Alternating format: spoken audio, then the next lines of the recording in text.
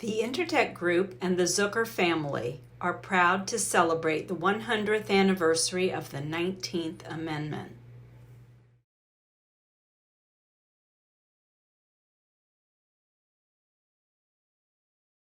Welcome to We the Women. This is our celebration of the 19th Amendment. Exactly 100 years ago, on August 18th, 1920, the 19th Amendment was ratified, giving women the right to vote. To celebrate, we'll be talking to women from around South Carolina, thought leaders, movers and shakers. We'll ask them about how they have used their voice and what they have done to contribute to our great democracy. Enjoy the conversation. Today I'm joined with Dr. Sally Selden, who is Provost and Dean of the Citadel. Sally, thank you so much for joining me today. Oh, thank you. It's a big honor to be here. Oh, I appreciate it.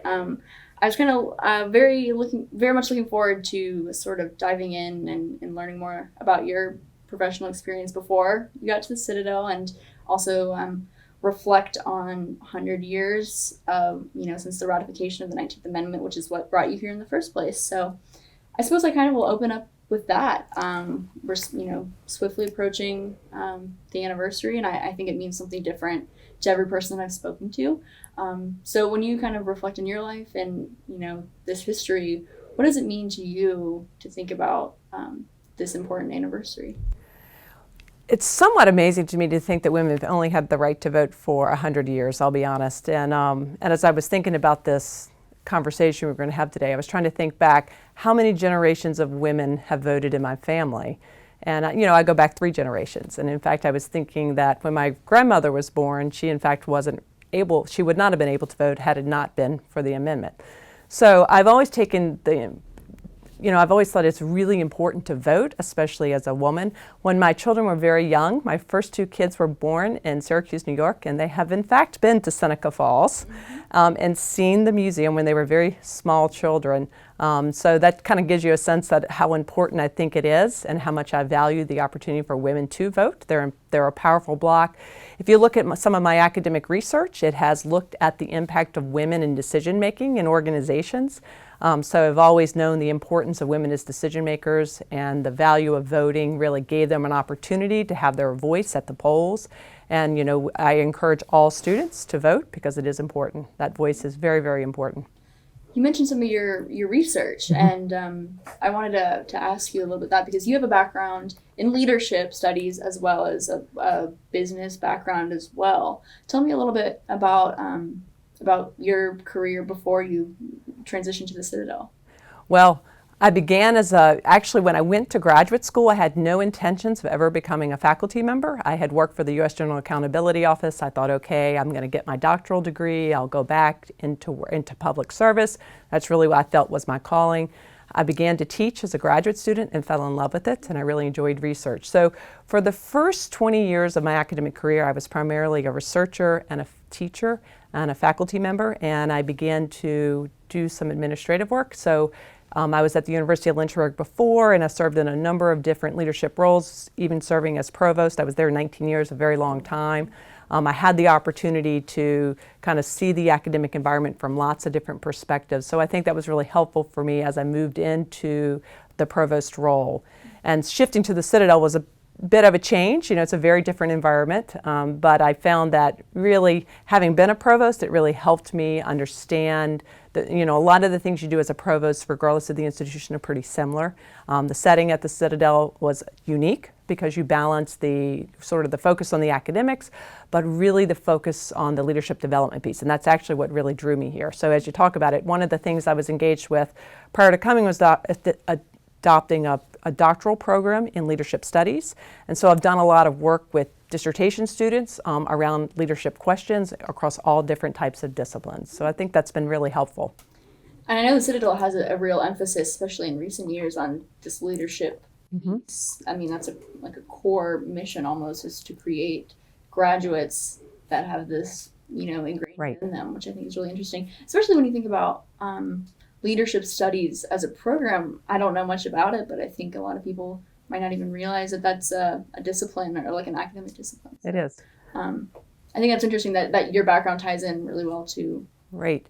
And what's really interesting is that, I think about it from an academic perspective, but what really drew me to the Citadel is the experiential component of that leadership development for the cadets.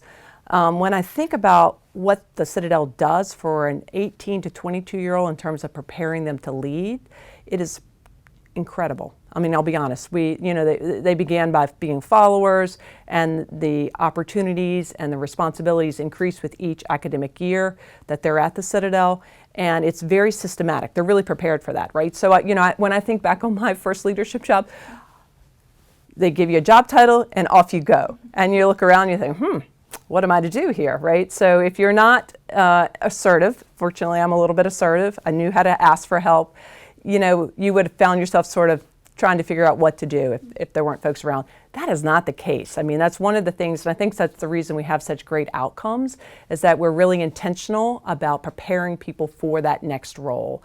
And, I really wanted to see that, right? So I looked at the results, right? If you look at the projected outcomes if you look at our academic profile, what our graduates achieve, it's far greater than what you predict. So I'm also a statistician, right? So I'm a modeler. And so you have to wonder, okay, how is that possible? What's happening in that environment? It didn't take me long to figure it out. And so it's powerful because you've got the academic component, because we have an academic leadership department, but it's also experiential. It's a lived component, it's in the barracks, but it's also in our Krause Center for Leadership and Ethics. We're really careful about thinking about how do we provide training in the area of ethics? How do we help our cadets grapple with ethical issues? Another thing I wanted to talk to you about is that you're second in command at the Citadel, and that is pretty rare still, even today for colleges, even more so at a military college, which has been predominantly serving men for most of its history.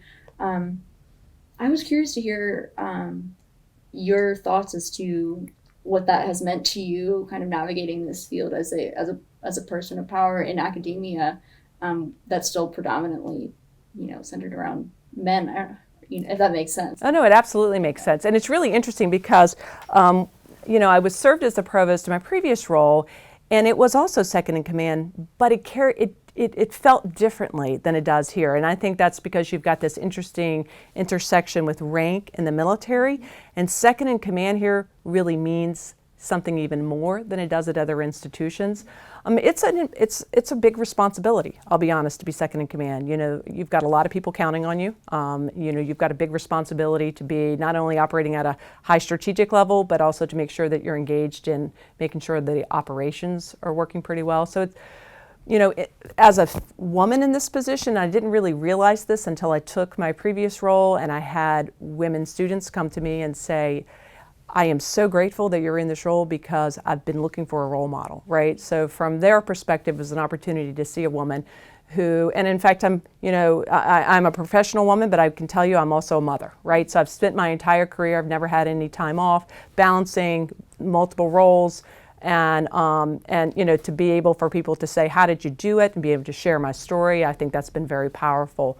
But I do understand how fortunate I am to have this position. I do value the position, the opportunity I have. I know how important it is to be collaborative. Even if you are second in command, to me, it's really about moving the institution forward. And that can't happen without engaging with the folks that are working at your level, or working at the level below, or even the folks who are on kind of the front line, the faculty and the staff who are kind of doing the day-to-day teaching and service activities. That you mentioned, it's been helpful for you to share your story with other people and to kind of serve as that role model. My obvious next question is, well, how did you do it? Whenever you talk to these people about how do you balance your family and the demands of a really, really, high energy, high stress job where you have a lot of responsibility. Yeah, that is a great question. I will tell you, it has changed from the beginning. When I had my first child, I always said I was late to the game of having kids. I had my first child at 32, and we moved really rapidly. So we had 3 sons under 4, which was, and in fact, you'll appreciate this. My first son was born on Monday. I taught an 8-hour class on Saturday. So I didn't take any time off when my first son was born, and I was very fortunate to have a great partner. So I tell you, part of my ability to juggle family is to have an amazing partner who, from the very beginning was very supportive of that. But I made some career choices because of my kids, right? So, I was at a program in my field of study that was the top program in the country. And when I had my first son, as I mentioned, I went right to work, and I was balancing, trying to make sure that I was teaching my courses, engaged in my research at a high level, and also trying to be as effective of a mother as possible as you can for the first kid. And then my second son came, and I thought, you know what, I need to really think about this. What's most important to me? And ironically, I had an interesting exchange with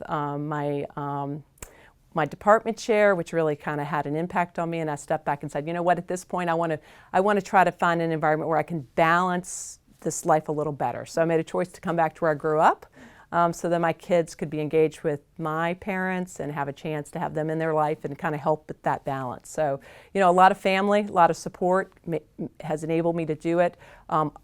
Very little sleep and a lot of caffeine also helps, just so you know. Wise words. That's a good formula right there. Yeah. When you think about, I still find it interesting that the Citadel as a college first admitted female cadets, female students, not that long ago, like mid-90s. Absolutely. What are your thoughts now when you think about from that point to where we are today? How has the college grown? Well, we've made a lot of progress in terms of increasing the percentage of female cadets. This past year we had the largest percentage of the incoming class that were women, which was really exciting. We've also increased the percentage of our faculty who are women, which is also helpful from attracting more women cadets. We attract women who are interested in a challenge, right? And but if you look at the percentage of women at the Citadel compared to the service academies, we're a little bit below where they are. So we have some opportunities to continue to recruit women. We're building, we're really trying to build a network for women cadets, and so we're trying to connect our women cadets with our female faculty members and with our alumni. So we're trying to build infrastructure and support. Sometimes the concerns and needs differ based on gender. That's true no matter what your college environment is, whether it's the Citadel, whether it's a more traditional college environment. And so, as we think about looking forward, I think we have a lot of opportunity. We've got a lot of majors that are very attractive to women. And so I think we will continue to attract more women into our program. And our women cadets do incredibly well. Last year our regimental commander was a woman. That was an enormous achievement for her, and it was also, an opportunity for us to really highlight our women cadets at the Citadel. What is trying to recruit more female cadets? What does that look like, and how do you do that? Yeah, well, recruitment in the enrollment world is very interesting, right? So there's recruitment and there's marketing. Probably one of the things that helped us most with marketing, and that is getting the word out about what it's like to be at the Citadel, was in fact having a regimental commander who was a woman. From a recruiting perspective, we're always looking for opportunities for women who might have an interest in the Citadel. Athletics helps us, right? So we have women athletes who have an interest in coming, and that does help us. But maybe, we're looking at women who've been engaged at ROTC at a high school level. We're looking for women who have an interest in maybe a military career. We might have women who have an interest in thinking about being a military doctor or a nurse. So, it's really about identifying people young who might have an interest in pursuing a military career, or they really want the structure and the challenge of an environment like the Citadel. Going back to kind of what we were discussing earlier about your trajectory and what brought you here, have you thought about if being a woman has presented more challenges as someone who's on this career path compared to someone who identifies as a male because of the way that things have traditionally been, or do you not? I don't know. I'm curious. Yeah, what your thoughts are on that. That's a really tough question, and I've thought a lot about it. One of the nice things about higher education is typically, I think, women feel like it's been a place where there's been a lot of acceptance of women faculty. That was not the case 20 or 30 years ago. In fact, when I was a young assistant professor, I had a department that had an unusual number of women faculty members. It was really unusual. I was really lucky. So early on, I got a chance to be mentored by those women. That, I think, really helped me, right? So it really was empowering to me. I saw full professors who had been highly successful, very well regarded in the field, but very few of them had children, which was interesting. And that goes back to that kind of dilemma, right? So, you know, who am I as a professional, who am I as a mother? You know, I always say some days I feel like I was a really great mom. Other days I felt like I was a really great professional. Some days I didn't know, you know, who I was serving really well. So from that perspective, you know, there have been challenges. You know, I made that comment. I've had, you know, challenges. You know, I once had somebody say to me, you know, this is what happens when we hire young women. They have children, right? So throughout my career, I've had those cases. But I've also had people who've said, you know what, you can balance this, right? You know, we'll help you with it. So I do think gender has played a role, but for the most part in higher education have not. Now, coming into the Citadel, you know, we don't have as many women faculty, but that's not surprising, given that the majority of our students are male, right, in a little bit of the history. But, you know, for the women who are there, they're engaged. I think they bring a lot of diversity and perspective, and they come from different disciplines, which I think is very powerful. Our engineering program has really diversified its faculty. That we've hired a lot of women faculty in engineering, and we've seen a growth in our women engineering students. So, you know, I personally, yes, have I encountered challenges? Absolutely. But I would tell you I've had a lot of people who've been out there helping me, encouraging me, tapping me on the shoulder. And you hear that. Like, you know, one of my doctoral students did a fascinating dissertation on women who rose in K through 12 into principals and superintendent roles. And the one factor she found that had happened for those women is most of them had been tapped on the shoulder and encouraged to pursue leadership roles. And I would tell you that has happened to me throughout my career. And, you know, and as she had learned these stories from these different women, it really resonated not only in terms of my own experiences, but some of the stories I'd heard from other women in higher education. And going off the idea of whenever it was a transition, it was a big shift. I mean, you've been in higher ed for, you know, more than 20 years, but still coming to the Citadel was still a shift because it's a military college, and there aren't very many of those to begin with. How did you kind of approach, did you have any sort of military background, or did you have to kind of learn on the job about how the inner rankings and how all those intricacies that come along with a military college, I suppose? Yeah, so personally, I'd never served in the military. My dad had been in the Navy, you know, so he did not spend his career, he was out before I was born. But I had heard stories from him over the years, as well as some other family members. I had worked at the U.S. General Accountability Office, and actually one of my first jobs was to evaluate officer succession programs. And so I'd had an opportunity to go to all the academies and look at our OTC programs. So I had a really good sense of, you know, what military academies did. Probably the person that prepared me most was my former boss, the president at the University of Lynchburg. He had been in the reserve his whole career, and he spent a lot of time helping, you know, preparing me to understand the language, teaching me how to salute. You know, he was so proud. He thought it was such an enormous honor for me to have this position. And as I mentioned, that just gets you really excited. So when I came, I was really excited, a little bit intimidated, you know, but everybody's so helpful. You know, I know how important the uniform is, and I know how important it is to wear that uniform, and I wanted to make sure that when I came that I wore that uniform in a way that reflected that pride.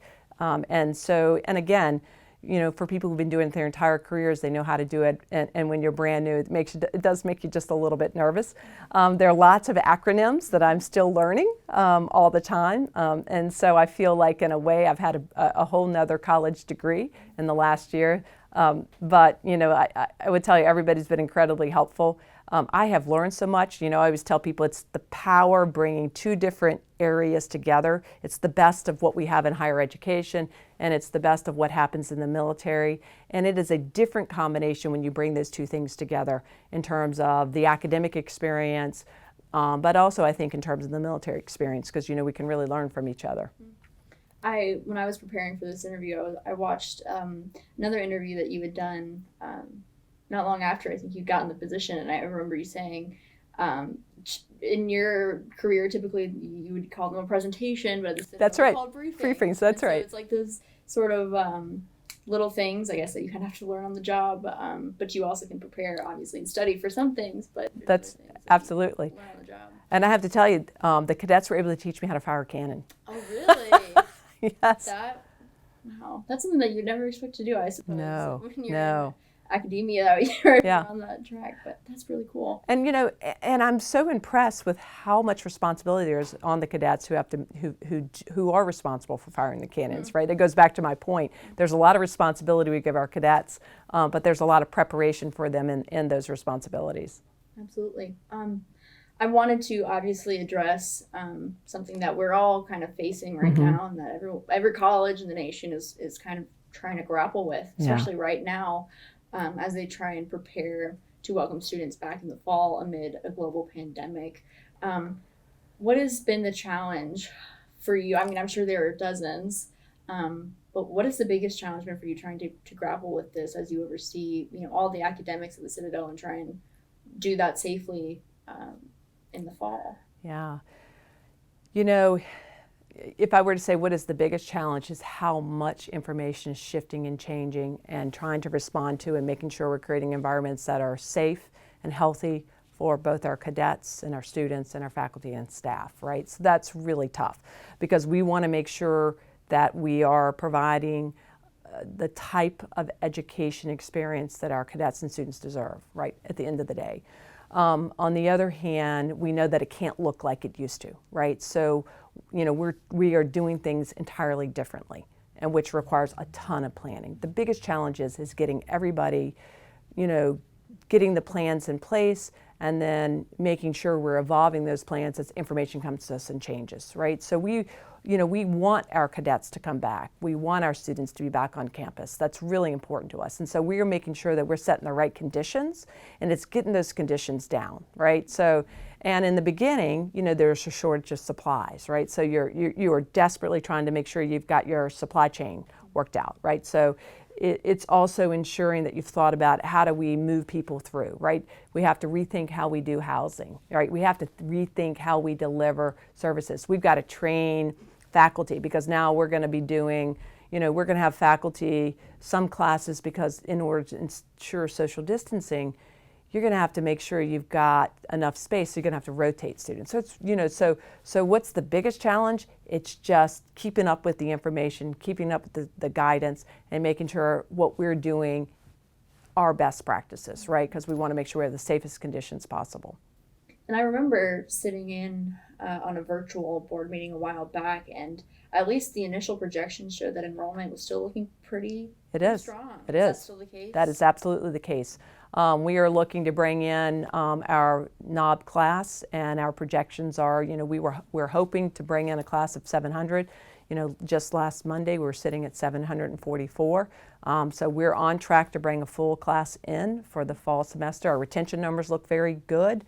We've got students registered and enrolled for fall. We're now trying to figure out, we're just hoping that we can keep our numbers where they are and they don't grow because of our housing. So yes, we're honestly, and we're excited to get people back to campus. It's been lonely without the cadets and the students on campus.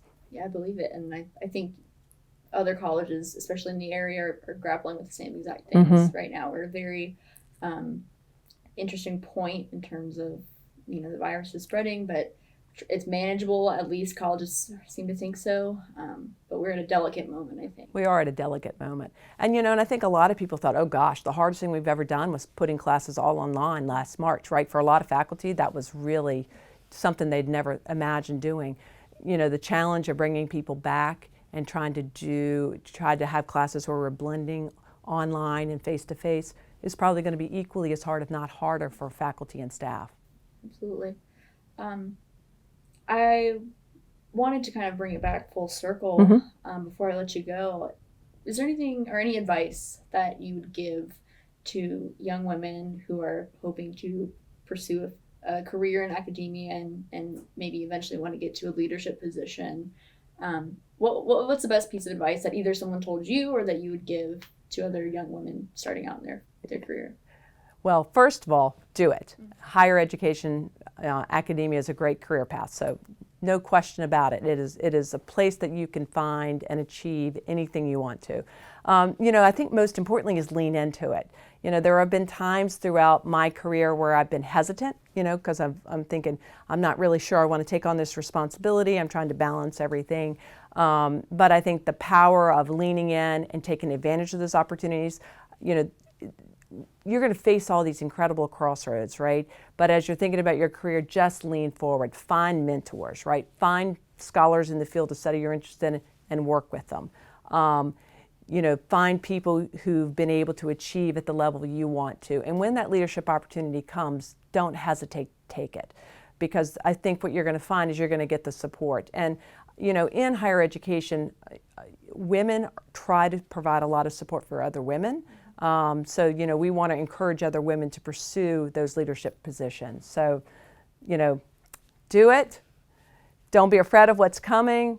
Lean in and use your voice, because people will listen. Absolutely. I think that was about all that I had for you. I can't thank you enough for joining me here today. It's been a pleasure. Oh, it's been a pleasure. Yes. Thank you very much.